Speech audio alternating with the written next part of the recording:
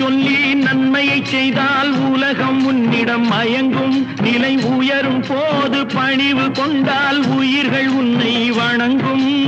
உண்மை என்பது அன்பாகும், பெரும் பணிவு என்பதும் பண்பாகும்.